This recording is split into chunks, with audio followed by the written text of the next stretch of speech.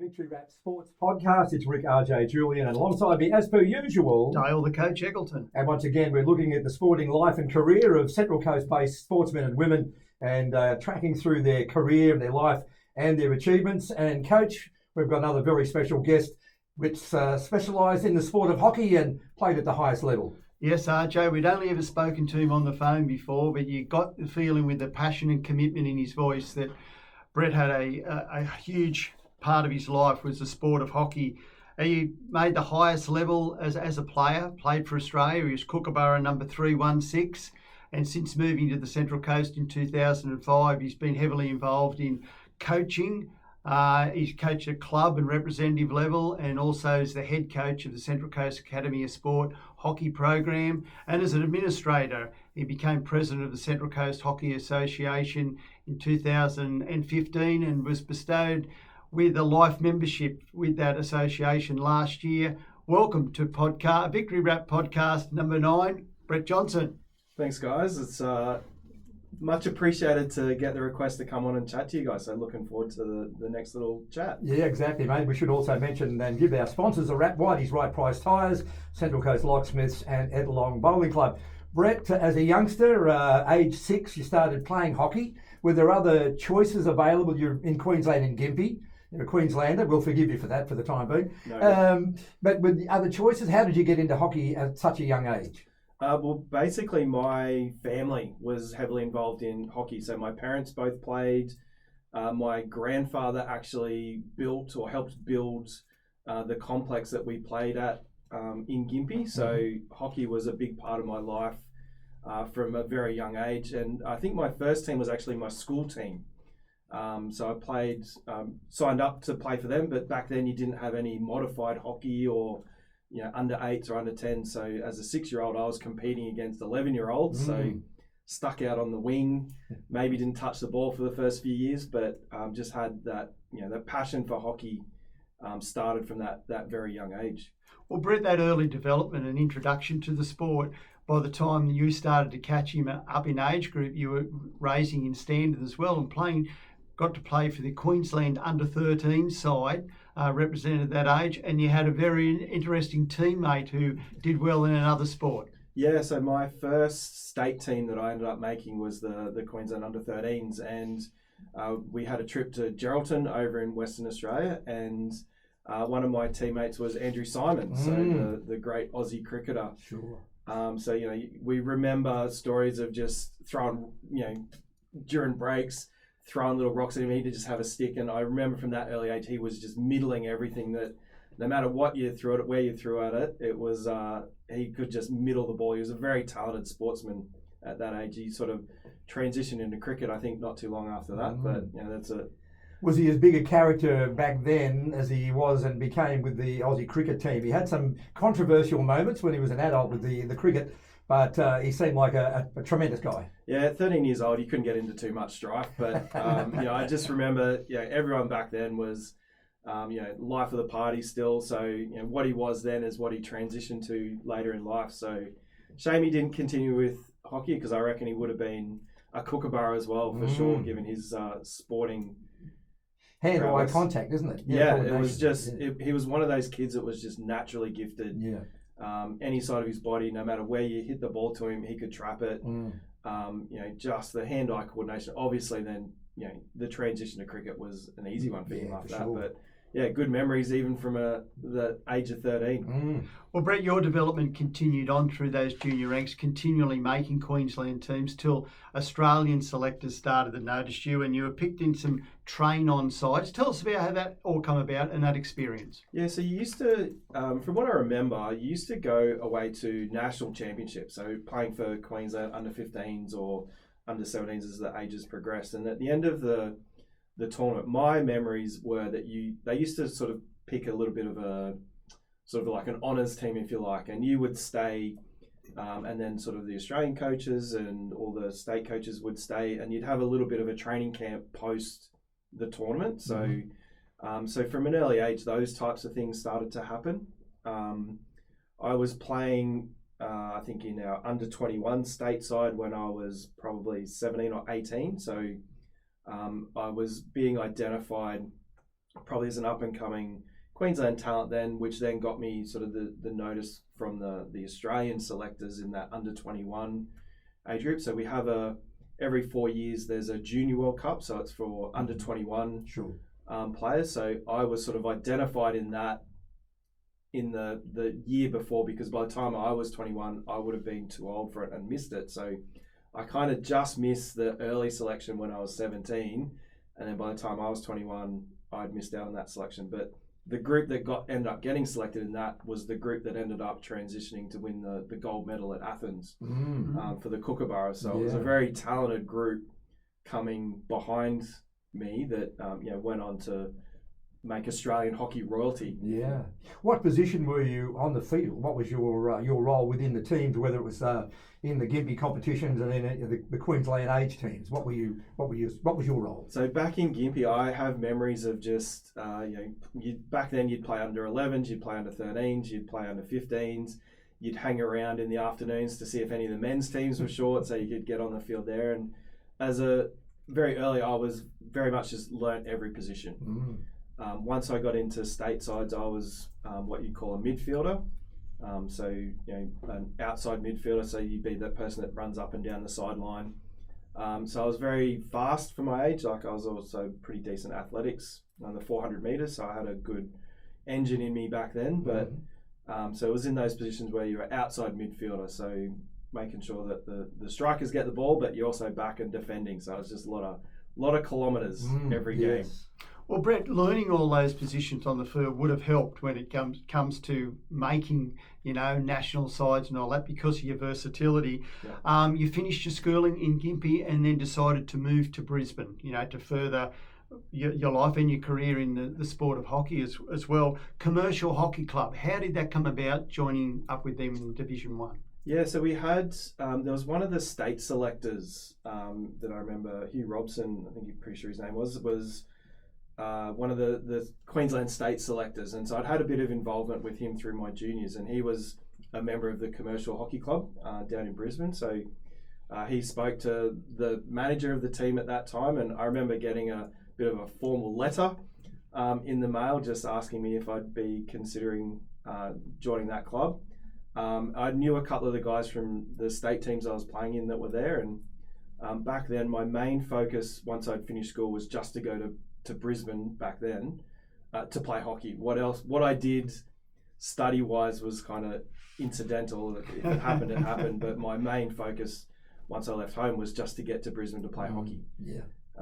Commercial Hockey Club were a great club back then. I have some great friends still that we keep up. We had our 30-year reunion last year, which unfortunately I didn't get to, but from our 1994 premiership win. So it's still great mates with a lot of those blokes that I ended up playing with back then. So, what about you made the Queensland Open men's team? So it's the transition from the juniors. You were playing against men anyway, but how strong was Queensland back then when you were part of that Open men's team? Yeah, there was a really strong group of people back then. So I remember in the half line or the midfield that I was playing with, it was pretty much the Kookaburras midfield. So there was some great talent to learn and be mentored by in that age group. So to get into that side at that age, I pretty much was a bench player, but still had some great opportunities to learn from current Kookaburras back then. So it was a great learning experience to help with my development, but also that the training ethic of you learnt from those guys what you needed to do at training to get to that next level.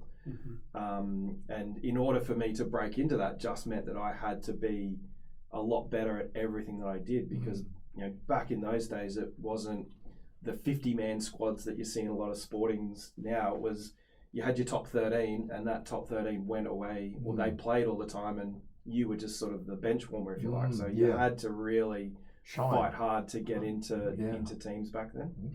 Well, Brett, you spoke about 94, that premiership winning team was a memorable year because you were picked for the AIS squad, but that means relocating. You've gone to Brisbane, then you've got to relocate because the AIS for hockey is situated in Perth. Tell us how that all come about and that transition to take that up in Perth to further your hockey career? Yeah, so it was an interesting time because I think I was only like 5 months into actually starting full-time work with the Commonwealth Bank. So back then you had to write your application to be considered for selection in the AIS squad. So I put that in. I just started a job in September. And then to go to my bank and say, by the way, I need to go to Perth. Transfer me. Yeah, please.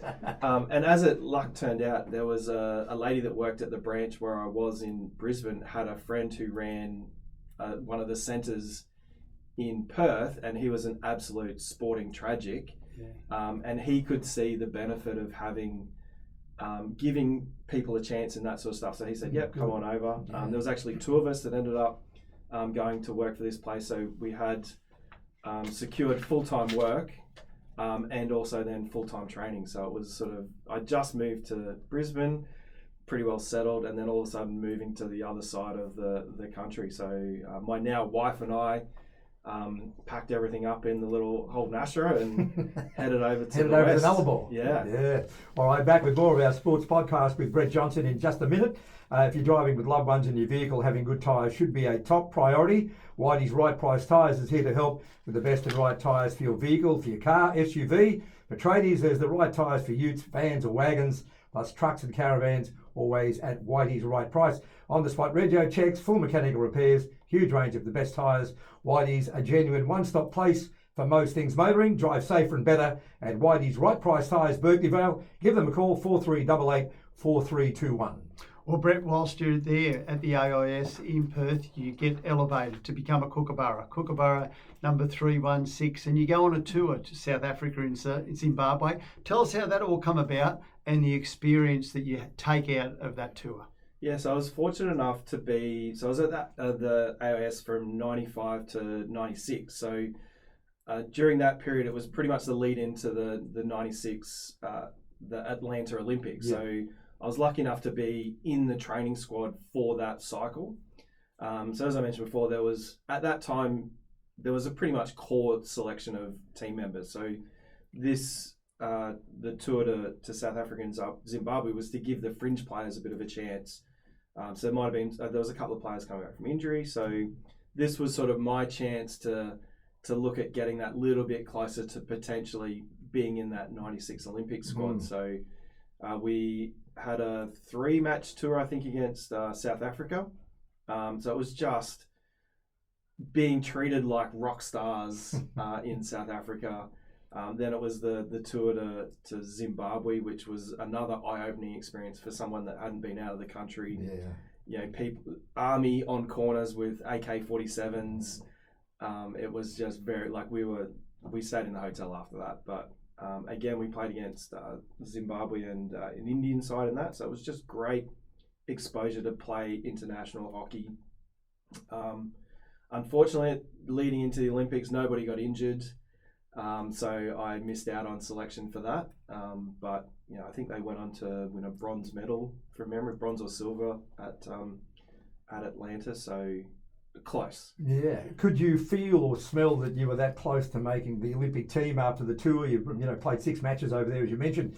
Could you smell that? Yeah, I'm that close. I could be an outside chance. How were you feeling about the lead into when they were going to select the team? Yeah, you'd never say never, because there'd been instances before, and I think might have been Barcelona the year before, or the cycle before that someone fell off a skateboard and broke their arm like the week before they were due to leave the Olympics. So even though they had their core team, you just never stopped thinking that you could be part of this team, because accidents happen. You just had to be ready if you got the tap on the shoulder to join in. So there was always that it could happen. There's never really, I wasn't disappointed that I didn't make it, because being realistic, you just knew that if they were all fit, they were going to be the ones selected. But you just had to still be there, ready for the call if something happened. Something happened. Yeah. Well, you were secretly hoping, probably. It's always great to look back on those experiences, and you learn more in latter years looking back. But who are some of the coaches and mentors and things that you learned from that great experience of at the AIS and being involved with that Hockey Roos or the Kookaburra squad? Yeah, so my biggest mentor was probably Barry Dancer. So he was our AIS coach at that time. He was also the coach that went on to lead that team to success in the gold medal in in Athens. I took a lot from him. He was not a fire and brimstone kind of coach. He was just very monotone's probably not the right word to use, but would help motivate you just through his words and actions. Like he wasn't the sort of coach like if you use Ricky Stewart as the example. When you see him very animated on the sideline, loves a good rip in, I would expect. So not that type of coach, just very calm. So I've taken a lot of that from him as a player back then, but I've probably taken elements of that into my coaching career as well. So more of the man management type of thing. So I remember that there were some absolute legends of the sport back then. A lot of that group are now coaching. So you've got Mark Hager. So I had a little bit to do with him in my early years. He's now coach of the Kookaburras. We had Colin Batch was around in those years. I had a little bit to do. He's just left the Kookaburras. So there's a lot of great coaches back then that all had different styles that you just take little bits and pieces from, and some you don't get along with, but that's coaching. That's sport. If I was to mention the name Rick Charlesworth, who's probably the best known of all the coaches in hockey over the last 20, 25 years. Did you get to interact with him? Did you see him in action as a coach? Yeah, I was never coached directly by Rick at the time. So he was more involved in the women's program at the time, but he was around in those days. Probably the one thing with Rick is that there's the video going around of like a 98 Australian Hockey League grand final where he just constantly called me Brian Johnson. So that's as close as he's ever got to pronouncing my name. Well, it had to be right. B. Johnson, that's right. Yeah, he was close. But yeah, so Brian Johnson is Brian Johnson. Yeah. He was lead singer with AC/DC, I think. Yeah. So that's as close as I've got to knowing my name. So, so Brett, you were at the AIS till 97. You moved back to Queensland and finished your career in 2000 when you become a father. Yep. Looking back on your career, how do you sum up yourself as a player, and were you completely satisfied with what you achieved and how far you went in the game as a player? Yeah, I was satisfied with my career. So I'd finished. I was basically walked away from hockey and I was 25. So at that point, I was probably burnt out because I'd probably spent the best part of close to 10 years training full time. So when you tell people these days like training full time, to them that's 2 hours a week. This was back then. I was training 2 hours of a morning, go to work for 8 hours, and then go back to training. So it was just a lot of time and effort and energy put into sport. Back then, I'd sort of looked at it and went, if you take into account all the people in Australia that play hockey, at one point I was in the top 25 of those people. So you kind of, when you think of it in that perspective, I didn't go to the Olympics or anything like that, but I achieved as much as what I could possibly achieve at that point in time. When you look at, you mentioned your top 25, how was hockey at that stage when you retired? You really only see the hockey teams at Olympics and Commonwealth Games, don't you? Yep. Other than that, it just sort of flies under the radar. You don't have a lot of sports coverage in the papers or the press. So what state was hockey in when you retired, do you think? It's pretty much the same as what it is now. So we had a national league back then, which was pretty popular with the crowds, but it wasn't on TV. It wasn't on sort of mainstream TV, and you're right that it basically becomes popular during either the Commonwealth Games or the Olympic Games. At some point, you have conversations with people. Everybody has played hockey at high school or primary school, but then just chose not to pursue it. I look at it sort of as a tier 2 sport. It's not going to be a rugby league. It's not going to be a soccer. It's not going to be an AFL. But it's how do we get it to be the next best option for people that don't want to play those sports. And we get along. The membership here on the coast is not too bad. We have our ups and downs depending on the cost of living and things like that. It's impacting a lot of sports, I think, at the moment. But hockey at a national level is starting to get a lot better. We've got 7+ have now come on board as a major sponsor, so you can start to see hockey, the National League and things like that, and the national teams playing a lot more. But in terms of dollar investment, it's just not something that, for whatever reason, people see the value in promoting it a lot more. So a lot of our sports stars do need to work full time. A lot of the Kookaburras and Hockeyroos head off to the Indian National League, or go and play in Europe where they get some extra income. But it's one of those things that it's not you're not getting $250,000, sponsorships and things like that to play hockey. So you still need to earn a living or create a living. Mm. Brett, so many boys and girls and men and women have benefited from you moving to the Central Coast. Tell us how that came about, the process of moving to the Central Coast and then getting involved again in the sport of hockey. Yeah, so I got a job offer to relocate. So I was working with the Commonwealth Bank in Brisbane at the time. Had a job offer to move to Sydney. Initially, I just thought my wife wouldn't be up for it, so I kind of said, nah, it's we're okay in Brisbane. So when I went home and told my wife, she was like, you idiot. I get that. Why not? Like, let's give it a couple of years, and if we don't like it, we'll just move home. And here we are, 30 years or whatever it is, I can't do maths, 20 years later, we're still here. Yeah. The area that I moved into, there was 3 or 4 of the team that I moved into all lived here on the Central Coast. So that's essentially how I ended up on the Central Coast, and then had nothing to do with hockey during that period. Built a house next door to a guy that he was big in there in a hockey club, and then that's when the kids, he sort of convinced the kids to come along and they started playing hockey. At that point, I just wanted to be a spectator. I didn't want to be involved in, I still was probably still that little burnt out and not sure how I felt about it, but I just wanted to enjoy it for the kids. Yep. So I had a little bit of a rule that I would answer, if people asked me about hockey or had I played, I would answer the question honestly, but I wouldn't give any more information because I just wanted to be a parent. And it wasn't until a lady by the name of Jullienne Morton, we were away, my daughter had made an under-13 coast side, she asked me that question about what level did I get to. Secrets out. Yeah, and because I'd made that rule that I would answer the questions honestly, I told her, and then basically the secret was out after that. So there was one guy that I had played, Gavin Drennan, I'd played against him, Queensland versus New South Wales. So I was standing next to him one day, and back then he had the long shaggy hair, the typical surfer Central Coast image. Yeah.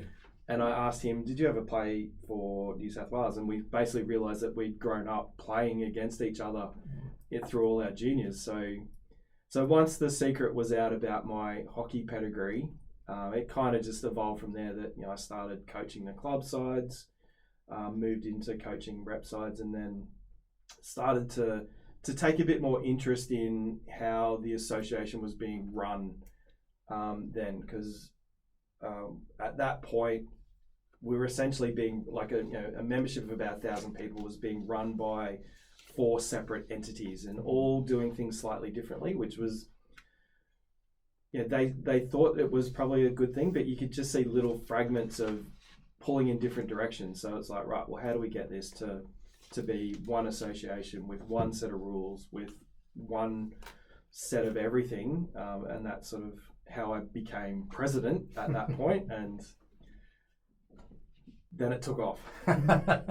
We'll be back with Brett Johnson talking about his life in hockey. Central Coast Locksmiths have moved to a bigger and better location, Racecourse Road, Gosford. So better lock that in. Central Coast Locksmiths, master locksmith security engineers and consultants, a huge range of transponders, car and house keys, commercial, personal safes, mobile vans that come to you in their 7-day emergency service. Better lock in Central Coast Locksmiths, Racecourse Road, Gosford, opposite the entertainment grounds, ready to help you open, start, shut and lock. Give them a call, 4323 1534. Brett, before we look further at your administrative side of the game, go back to your coaching side, the difference you've made, as I mentioned, both at club representative and with the Central Coast Academy of Sport hockey program. Tell us how that came about, the transition into that program, and it gives you a chance to put in place your coaching philosophies. Yeah, so I'd been involved in the Hunter Academy of Sport. So it's probably going back 12 years, I think, or 11 or 12 years, was for any coast athletes, if they wanted to get that next level of development, we always had to go to Newcastle. So Hunter Academy of Sport had been set up there.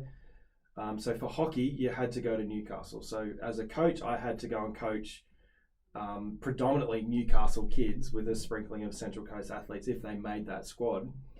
And I was at a school awards ceremony for my daughter, and Moose Rebellion got up and gave a little bit of a speech and was talking about the Central Coast Academy of Sport, and at that point I'd never heard of them. So while he's up there speaking, I'm madly texting people going, has anyone heard of this place? And nobody had heard of them. So we ended up arranging a meeting. It might have been within a week. I'd reached out to them, we'd set up a meeting, and basically within 3 months we had a hockey program established here for Central Coast Academy of Sport. So we had, I think it was a boys team at that stage with a couple of girls thrown in. So we've grown, I think in the 7 or 8 years that we've been, we started with 12. We've just finished the cycle with the Academy Games last weekend. I think we had close to 45 athletes. Wow. From the ages from 15 to 18 years old. So the program itself now just continues to grow from strength to strength, and we are only now supporting Central Coast hockey athletes. So, and to see the transition from those kids through this program into senior teams and things like that is very rewarding, that we've been able to establish that, and it continues to grow. So here's someone that came to the coast to get away from hockey. Yeah. And it's gone the other way. Yeah. It's like, now I need something to get away from hockey. That's right. Yes. Yeah. My wife says that all the time. All right. What about when the Central Coast, Academy team take on other regions, because they have the Academy Games? How do they go generally? There's been a couple of years where we've gone super well. So I think it was 3 years ago, our boys team made the grand final. Up against Hunter, so it's that age-old rivalry, the F3 rivalry. Yeah. So unfortunately, they pipped us at the post. But what we need to keep reminding our athletes of is that Central Coast Academy of Sport is just Central Coast athletes. A lot of the other regional academies get to select from 3 or 4 hockey associations, so it tends to be, those areas tend to be a lot stronger. So we treat it as a training session for our state championships, which is association v association. So if we can compete and do really well at the Academy Games, it sets us up for the real test is when we go away to state championships. So we're fighting out along in Div 1 in most of our junior age groups. So and we're getting some really good juniors being selected into national teams or into state teams at the moment, and a couple of those have gone on to higher honours in the New South Wales Open squads and then under 21 selections, and so we do pretty well for our little Central Coast. So, Brett, what are the main principles you try and instill into the athletes that maybe you've taken from your time in the AIS? So for me, I'm a very big believer in doing the basics but doing them well. So we would spend hours, like a whole training session would be sometimes just based around mastering one particular hockey skill. A lot of the juniors these days, if you do something for 10 minutes, the attention span is just gone. So for me, it's like, if you can do the basics well, so like back to the Andrew Simons earlier, like if you can hit and trap and do that consistently well, that just is a great foundation for everything else that you need to do on the hockey field. So for me, a lot of people put too much pressure on themselves when they're training, but training is just a safe space to try things. So if you're not trying something at a training session, then you can't expect yourself to be able to pull that off when you're under pressure in a game. So for me, it's like, it's just a safe space to try. Yeah. And you need to be comfortable with failure. Like as long as you're trying it, and be okay to fail. Brett, the local competition, Gosford, the entrance used to Gosford competes against the Newcastle teams and have had good success, haven't they? So the talent is still here on the coast from the academy moving up into the senior ages. What about the local competition aside from, when the Gosford and the entrances have played Newcastle? What state's that in, do you think? Yeah, so we're in a bit of a transition phase at the moment. So we've had, so the Gosford club has both men's and women's competing in their Premier League. So Nora Head have also developed a women's side into that Newcastle competition in the last 3 years. So they're in they're doing what Gosford men did probably 15 years ago, where they're taking some beatings with the scorelines and things like that. But you can start to see the green shoots of development beginning with that club. So no doubt if they maintain that trajectory, then they'll be on for good things. So locally, we've still got the same clubs. This year, we have made a little bit of a transition. Men's was traditionally on Sundays. Women's was traditionally on Saturdays. What we're trying in 2025 is to actually blend both of those together. So we've got some men's and women's games being played on Friday nights under lights. Bars open, burgers are in the canteen, and then Saturday afternoon, men's and women's playing as well. So all mixed up. So the intent behind that is to just get a little bit more of that club focus back. So we trialled a couple of events last year where clubs would have all their games on. So we're hoping that by getting the men's and women's, they can all support each other, gets a bit more of that club atmosphere back. The place will look packed. The bar's open. We've got Foxtel will be on the TV. So, just getting that hockey atmosphere back again. A bit more social? Yeah, we'd lost it probably. People would turn up to hockey, play their game, and then get in the car and leave. So we're hoping now by putting the men's and women's on the same day that the men will stay and watch the women will stay and watch the men. Clubs will support their own club. Just gets that bit of vibe back around the place, and then hopefully from that, we've lost a couple of people because working Friday nights or working Saturdays. But for everyone that we've lost, we've actually also gained a lot of members as well. So the hope is that by creating that really good atmosphere, the community spirit, we can attract the numbers back and go from there. Facility-wise, Brett, the sport's in great shape. The complex up at Wyong North is fantastic and gives you opportunity to host state and national championships as well. How important is the services up there for that and development of the game? Yeah, well, we had a old sand base that I think Moose back in the day helped open at one point. So there's a photo of him, black and white, of him opening the facility. So we got lucky during COVID that we had some federal grants, some state grants. So we spent about 1.6 million to upgrade both the turfs, dig up the sand one, make it a water base. So for anything that if you wanted to host the state championships, you needed to have 2 water fields, which we didn't have. So we were just struck off that list straight away. So we're at the point now, because of the facilities that we have, that we've just hosted 2 weekends ago the over 39s and 54s men's masters state championships. So we had 25 teams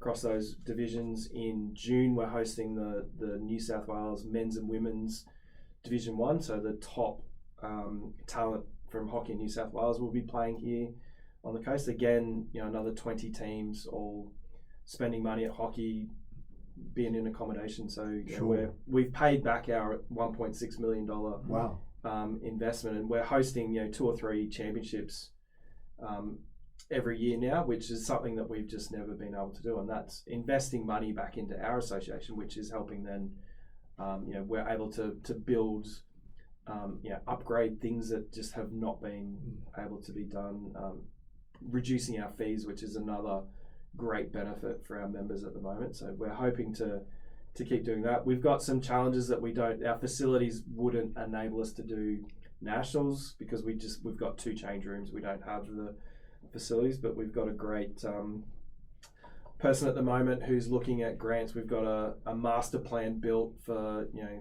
some great new club rooms, some additional resources that we're just in discussions with council to try and get that across the line. So we've got some great plans. We just need that money. Very important thing. Let's talk about some of the hockey players that have gone on to bigger and better things. Matt Dawson obviously is the name that a lot of people would associate Central Coast and high-level hockey. Anyone that you can see coming through that may be another Matt Dawson, you know, in the younger ranks? Are there young players that are going to be pushing for that national selection? Yeah, so we've got Michael Taylor's probably a good one. He's probably 22, 23 years old. He's came out of that Junior World Cup, the under-21 age group, so playing for Australia. He's an established member now of our New South Wales Pride side, so he's starting to knock on doors. We've got Ella Carr, who's just relocated to Perth at the moment, so anytime you can get to Perth in an Olympic cycle is only going to be good for your hockey career. So she's upped from here on.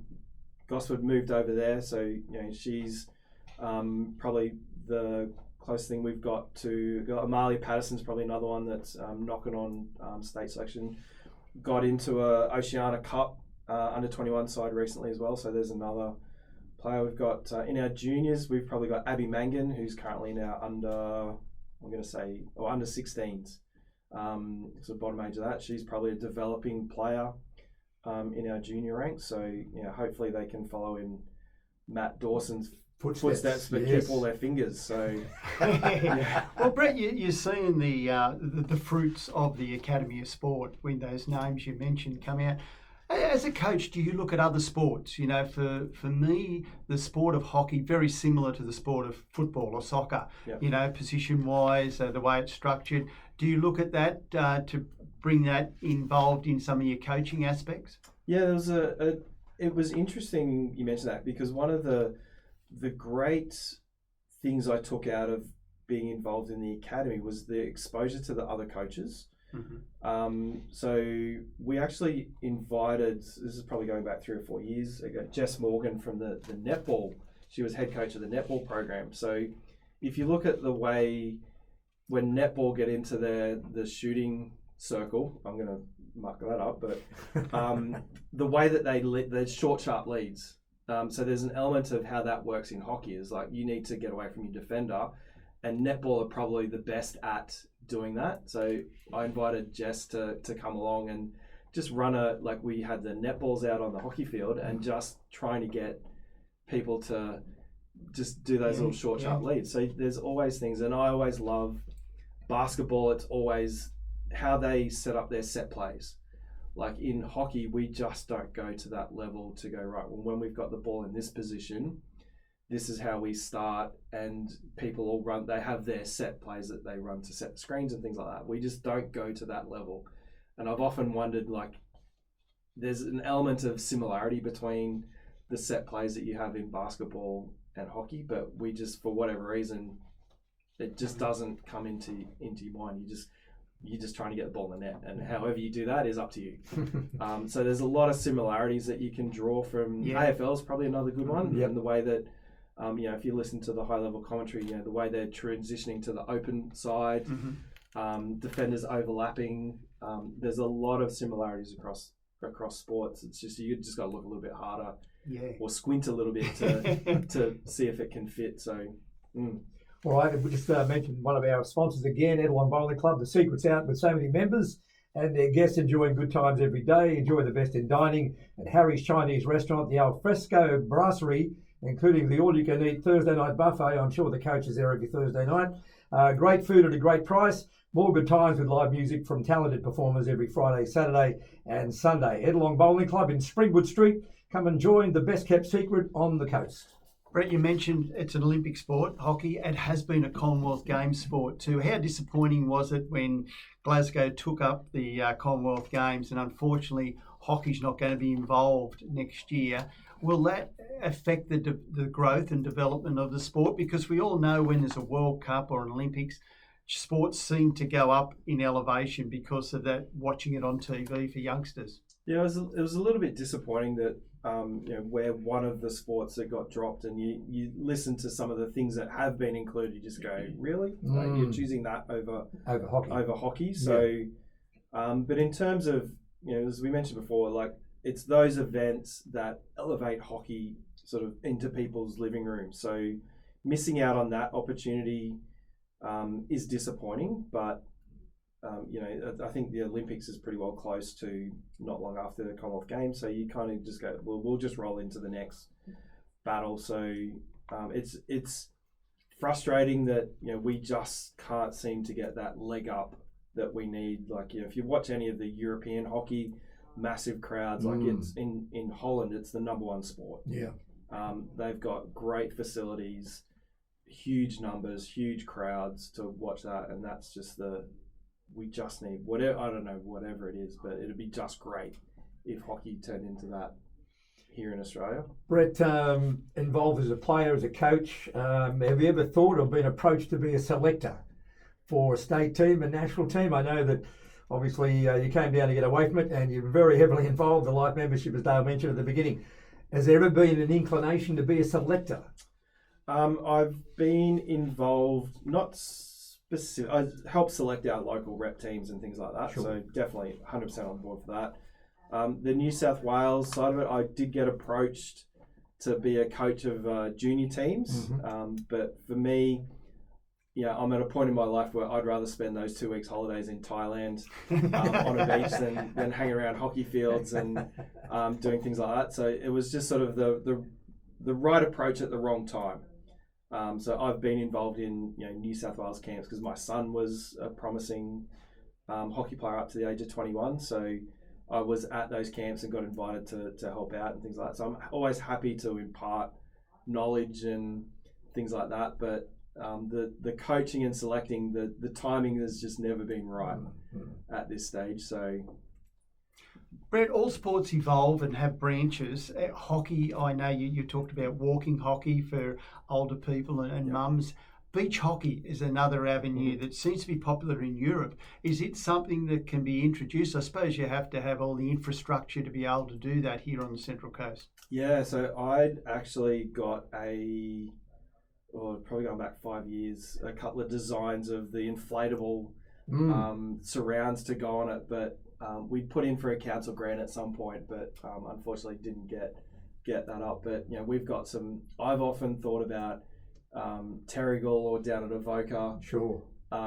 School holidays, setting it up on the beach. Like Avoca's probably, I think they did something with volleyball down there. Could have, yes, they did. Yeah, beach volleyball. Yeah. Like it's perfect, and it, as you said, it just is a way to introduce a version of hockey to new people, because who wouldn't want to have a bash around on the beaches that we have here on the coast. So it's floating around in the background. There is there's a group up in Queensland that have some sort of, think they have the ownership of it here in Australia. So we had a little bit of a few discussions with them a couple of years ago, and it kind of went onto the back burner. I think COVID might have actually killed some of the plans we had at that time, but it's still floating away in the background. So hopefully one day when I got a bit of spare time, we might be able to get it up and running. Well, that leads me to my final question: is that a lifetime in hockey, and you're just heavily as involved as you've ever been as an administrator and a coach and life member and president.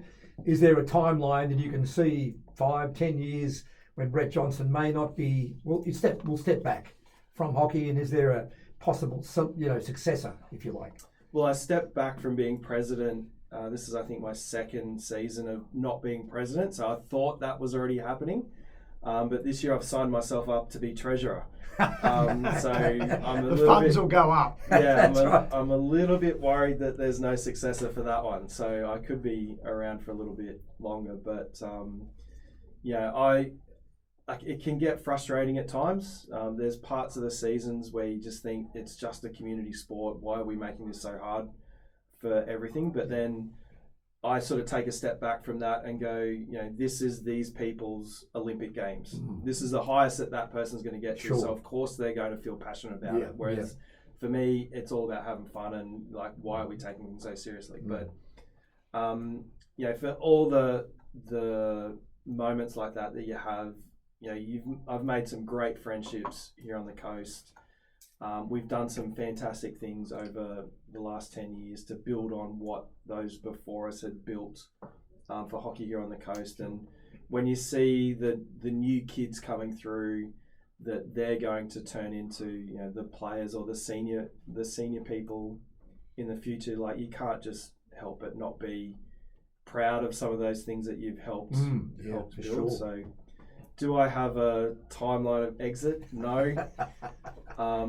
At this stage, I'm still enjoying it. I still love showing up every week. You have your ups and downs, but you have that in life. So it's just a matter of absolutely finding the path that's makes you happy. Well, Brett, what's the most satisfying thing you've been able to change in Central Coast hockey, and what's the best piece of advice that you were given throughout your playing career that you would always pass on to youngsters getting into the sport? I think for me, I sit back and look at what the complex is now. So we've got 2 fantastic turfs. We've just the liquor license, drink responsibly and all that, but creating that social atmosphere at the complex has probably been and just aligning everything from, as I said before, we had the men's, women's, juniors, getting all that into one group now. So we've got sort of one voice that just helps hockey on the Central Coast. So being part of that group to make some challenging transitions was probably sort of very rewarding, and to see the benefits that's reaping 5-10 years away from that. The best advice, I wish you'd asked me that when you invited me on, because I could have had a thought about it. But for me, the saying that I always come back to is, let me think about this before I get it wrong, is, perfect practice makes perfect.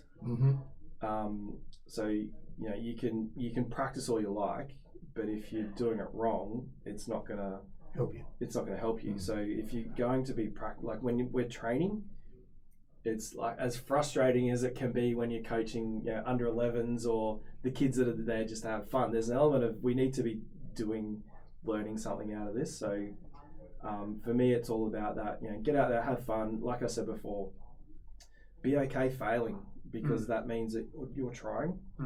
Eventually, the thing that I love is seeing somebody take something that they've been practicing on the practice pitch out into the game and actually pulling it off. That just makes, as a coach, that's just the moments that you live for. Yeah. Brett Johnson, it's been an absolute pleasure. Congratulations on your life and success in hockey. I'm sure there's many more years to come. And thanks for being part of the Victory Rap Sporting Podcast. Mate, well done. Great to talk to you today. It certainly has, Brett. It's been a pleasure and an honour to sit in the room and relive your story. Thanks very much for being available for us. Pleasure. Thanks for inviting me on. Beautiful. That was great, mate. Excellent.